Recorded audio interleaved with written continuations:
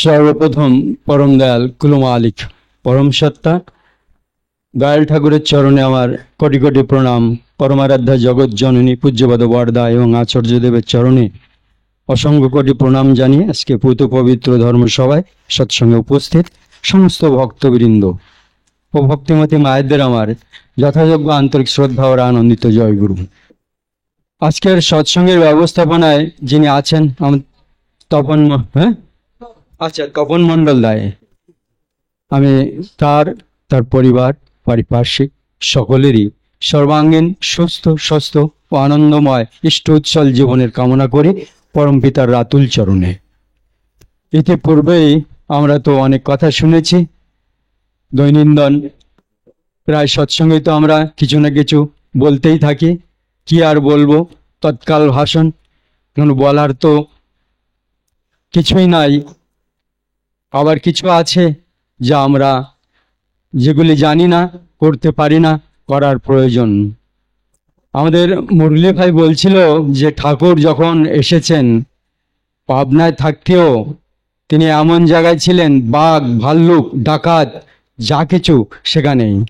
একদিন ঠাকুর বসে আছেন, সৎসঙ্গে এক গুরু তাকে মার্ডার করেছেন এক মুসলমান ভাই, আর সেই মুসলমান ভাইকে কি করলো, শেষ পর্যন্ত বাঁচার জন্য ঠাকুর বসে আছেন আর সেখানে এসে দৌড়ে এসে ঢুকে গেলেন, তাকে মারার জন্য চেষ্টা করেছেন আর বলছেন ঠাকুর আমাকে বাঁচিয়ে দেন। নিজের শিষ্য তাকে মার্ডার করেছে দিনের বেলায়, তারপরেও ঠাকুর তাকে ছেড়ে দিলেন, বললেন এর নামে কোনো কেস করিস না, যা তোরে ছেড়ে দিলাম, বা যা কিছু সেখানে একটা শান্তির করে দিলেন ঠাকুর। এই যে পরম দয়াল কুলমালিক পরম সত্তা, তিনি যখন এই দেওঘরে এসেছিলেন, এই যে বড়াল বাংলো ছিল যেখানে, ওর পিছনে দেখবেন ওই পাশের দিকে, উত্তর পাশের দিকে মনে হয় একটা কুয়ো ছিল, বড় কুয়ো। ওই কুয়োর ভেতরে মানুষের অনেক মাথা পাওয়া গেছে, যা মার্ডার করে করে ওখানে ফেলে রাখতো, পায়খানা করে করে রেখে যেত, ঠাকুরকে কুত্তা মেরে রেখে যেত। এর বাস্তব ঘটনা। আমি এখান থেকে 10-15 বছর আগে একসময় দেওঘরের থেকে সূর্য সেনের স্ত্রীতে গেছিলাম, ওখান থেকে আসার জন্য কলকাতা হয়ে আসতেছিলাম, তো সূর্য সেন স্ত্রীতে সৎসঙ্গ কেন্দ্রে রাত্রিটা যাপন করেছিলাম। সন্ধ্যার আগে পৌঁছেছি, ঠিক পৌঁছানোর পরেই কিছু সময় পরে প্রার্থনা হবে, তো যারা আছেন ওনারা কি করলেন, কি আমাকে নতুন মানুষ দেখে একটা করে বললো কি তুমি এখানে বসো। আমি ওখানে বসে আছি, আমি দেখছি, ঘড়ি দেখছি, প্রার্থনা তো শুরু হয়ে গেছে, ওরা তো ভেতরে প্রার্থনা করছে, আমাকে ডাকছে না। আমি কি করি, বসে করছি, প্রার্থনা তো শুরু হয়ে গেছে।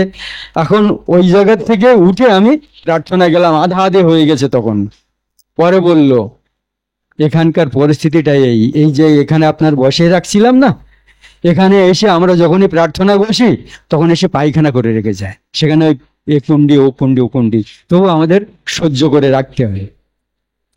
তবু আমাদের ইষ্ট বা আদর্শের নীতি নিয়ম হিসেবে সহ্য করতে হয় এগুলি।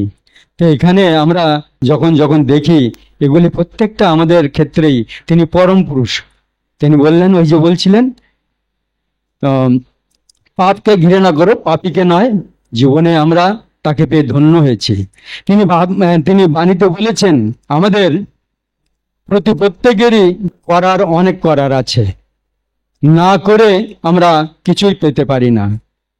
এই সাথী আমাদের অনেক হতে পারে, ভালো কর্ম করার জন্য ভালো কাজ করতে হয়, তার জন্য এই ভালো নীতি হয়তো অনেকে বলে দিতে পারে বা সাথ দিতে পারে, কিংবা সাথী হতে পারে, জানিয়েও দিতে পারে, কিন্তু নিজে যদি না করা যায় তার কিছুই উপার্জন হয় না।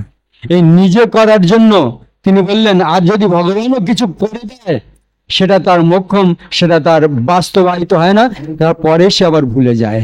তাই নিজে সবসময় এটাকে করার প্রয়োজন আমাদের।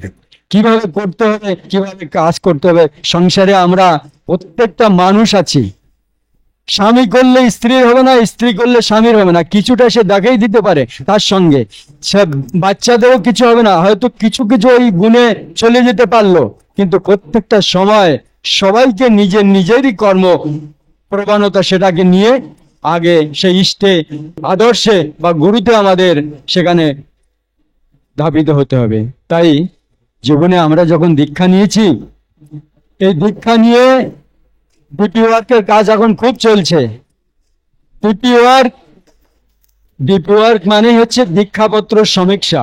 এই দীক্ষাপত্র সমীক্ষা আমরা যখন দীক্ষা নিয়েছিলাম তখন আমরা তার কাছে প্রতীক আজ থেকে পরম প্রেমময় শ্রী শ্রী ঠাকুর অনুকূল চন্দ্রকেই প্রতিষ্ঠা করে আমার জীবনে যোগ্য।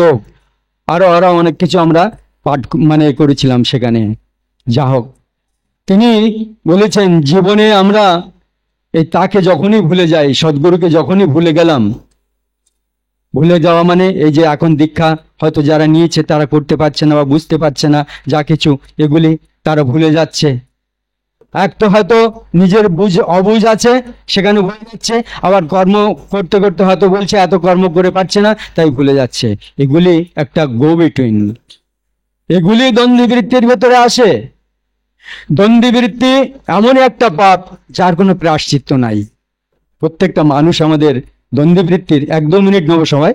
দ্বন্দ্ববৃত্তি এমন একটা জিনিস যা আমাদের তার কোনো প্রায়শ্চিত্ত নাই। তাই এই দ্বন্দ্ববৃত্তি, এটাও দ্বন্দ্ববৃত্তি। জীবনে আমরা অনেক সময় চলতে থাকি, চলতে চলতে হয়তো কথা দিয়ে ফেলি কাউকে যে অমুক জায়গায় আসা। ঠাকুর বললেন যাওয়ার কথাটাও তুমি এমন ভাবে বলবা যাতে যেন তোমার ওই কথা স্লিপটা না হয়। কেমন? তুমি হয়তো বলবা যে সবকিছু শোনার পরে বলবা চেষ্টা করব, এমন কিছু ফাঁক রাখবা। কথা দিয়ে যদি বলো যে যাব, কিন্তু চেষ্টা করবে, ওই চেষ্টা যখন বলেছ চেষ্টা কিন্তু করবাই। জীবনে আমরা তাকে পেয়ে ধন্য হওয়ার চেষ্টা করি, আরো জীবনে এই আরো করার উদ্দেশ্য আমাদের এই জীবনে যেন আমরা সেই পরম সত্তার কাছে পৌঁছতে পারি। এই পরম সত্তার পৌঁছানো একমাত্র সূত্র হলো সেই নাম, আর নাম করে আমরা জীবনে ধন্য হতে পারি। জয় গুরু, এখানে বলে শেষ করছি।